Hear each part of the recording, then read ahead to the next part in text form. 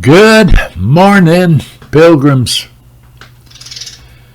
How you doing today? It's a beautiful day here in Hillsboro, Oregon. Beautiful blue sky again. It's always a blue sky in Hillsboro. Always got these blue skies smiling at me. Nothing but blue skies here in Hillsboro, Oregon. Not true. It rains here. It rains a lot of the months of the year. But we are blessed this week. Well, blessed, yes, it's beautiful. It's clear.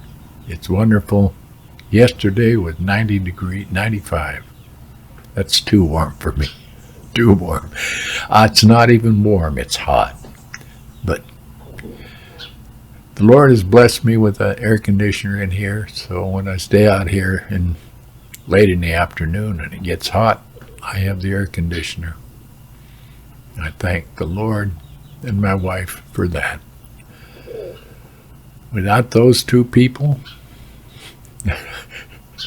I would be run out of here early in the morning. Well, anyway, let's get down to brass tacks here. Every morning now, lately I've been reading through Leviticus, the book that nobody wants to hear. And it can be boring to some folks if they don't understand what it's all about. So today I'm going to kind of talk about that a bit.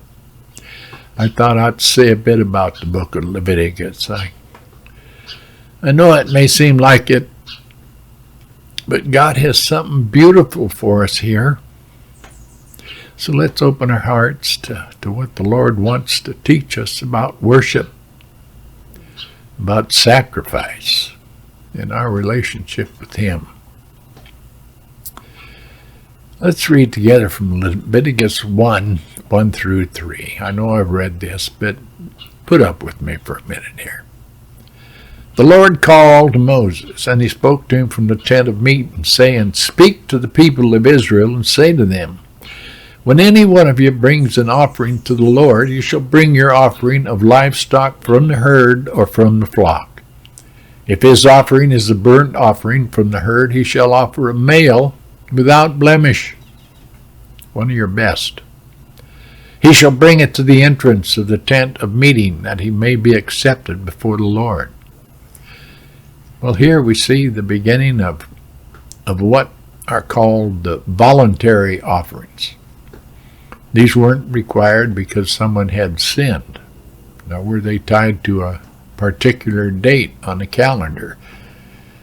Instead, they were the outpouring of a grateful heart, gifts given freely to God, simply because God is worthy.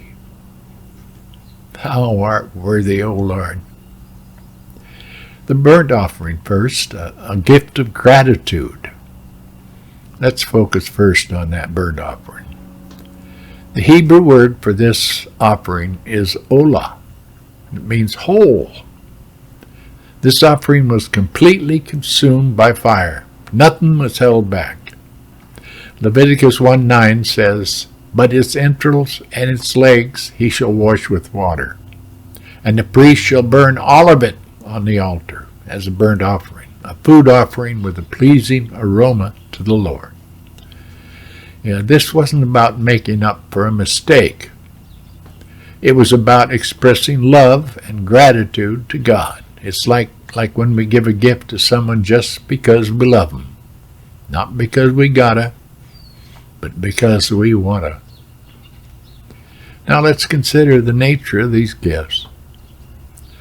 God didn't ask for leftovers. Leviticus 1:3 says, "If his offering is a burnt offering from the herd, he shall offer a male without blemish, his best."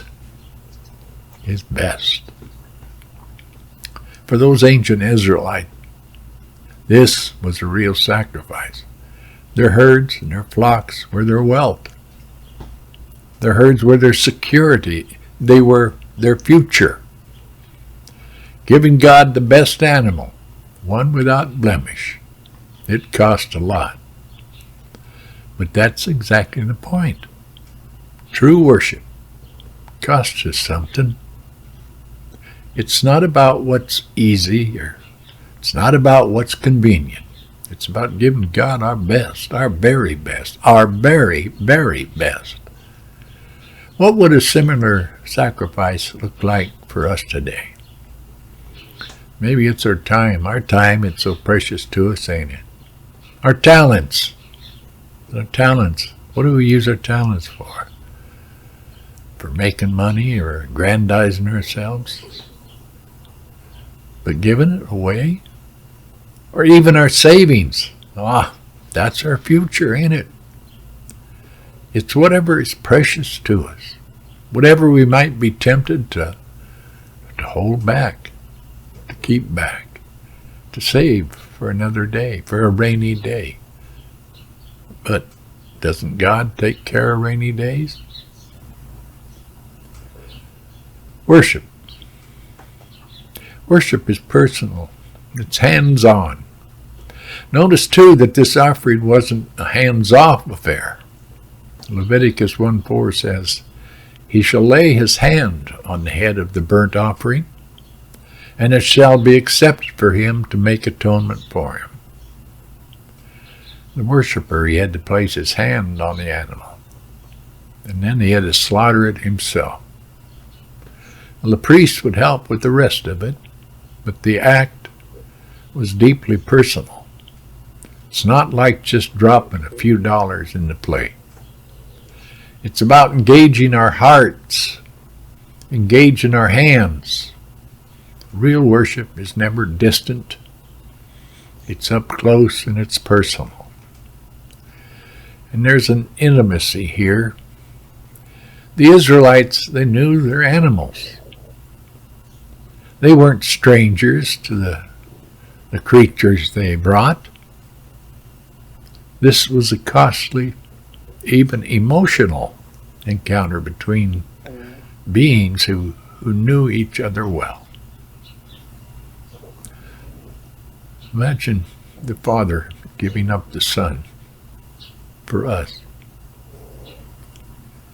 I'm straying here. It was a sacrifice with no return. Here's something else remarkable.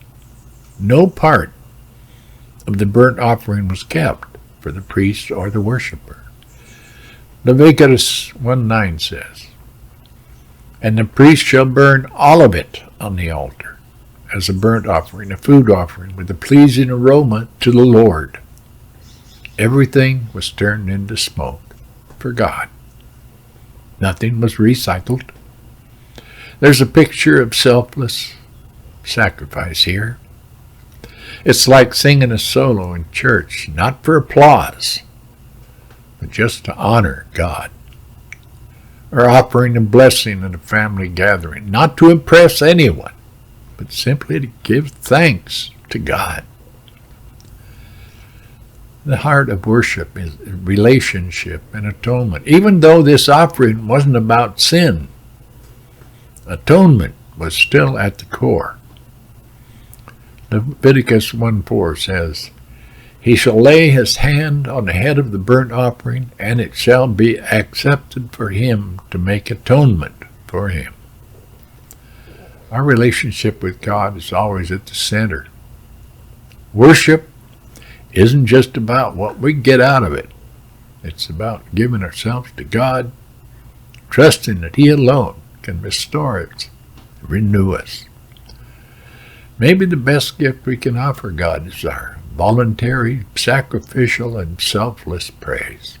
Maybe, just maybe, that's also the best gift God gives us, to make us the people He created us to be. The old Westminster Shorter Catechism, it asks us, what's the chief end of man? The answer is to glorify God and to enjoy Him forever. That's the heart of worship, to give everything to God, no strings attached. As C. Welton Gaddy once said, God expects the church to meet for divine worship without ulterior motives. Authentic worship, true worship, takes place only in order to honor God. People gather to worship God in order to give everything to God. Yeah, burning our best. Let me share a story. Imagine someone comes into my office, overwhelmed by God's goodness, holding a stack of $100 bills. And he says, Lawrence, I want to do something extravagant for God. Let's go outside and burn this money as an offering. Well, what would you do? It's tempting to say, let's give it to charity instead. But maybe, just maybe, there's something powerful about giving God our best, even when it seems wasteful to the world. Remember, for the Israelites, a prize cow was as close to a stack of bills as you could get. And yet, when offered as a burnt offering, all its potential went up in smoke for God. Now, before you say, well, that's nuts, that's crazy, think about this incident in the New Testament for a moment. That's what it reminds me of, this offering in John 12, 3 through 6. Mary therefore took a pound of expensive ointment made from pure nard, and anointed the feet of Jesus, and wiped his feet with her hair. The house was filled with the fragrance of the perfume. But Judas Iscariot, one of the disciples, he who was about to betray him, he said, why was this ointment not sold for 300 denarii and given to the poor? That's what most of us would say. But stack of $100 bills, ain't it? Well, he said this, not because he cared about the poor, but because he was a thief, and having charge of the money bag, he used to help himself. He used to help himself to that money bag, to all that was put in it. Yeah, it's the heart behind the gift that matters. Are we willing to give God our best, even when others don't understand what it is we're doing, why we're doing it, what's in our hearts? From Charlie Spurgeon, God does not accept a sacrifice because it is costly, but the costliness is a measure of the sincerity of our faith. John Charles Ryle. Let us never forget that the chief end of our worship is to please God, not men. Charles Hodge. True worship is the submission of all our nature to God. So friends, let's remember the heart of worship. Giving God our best, not because we have to, but because we love Him. Let's offer our lives as living sacrifices, holy and pleasing to God. Let's close this with something from the Psalms, 116, 12 through 14. What shall I render to the Lord for all His benefits to me? I'll lift up the cup of salvation and call on the name of the Lord. I'll pay my vows to the Lord in the presence of all His people. Pilgrim, may we live lives of grateful worship, giving our best to the one who gave everything for us. And He did. He gave everything. Well, Pilgrim, gonna let you go. And I advise you to spend a lot of time in the Bible today and a lot of time in prayer. Walk with Jesus, beside Him, behind Him. Don't get ahead of Him. Don't get out there alone and think you're all smart and clever and falling in the ditch. God bless, Pilgrim. I'll see you later. The good Lord willing and the creek don't rise. God bless.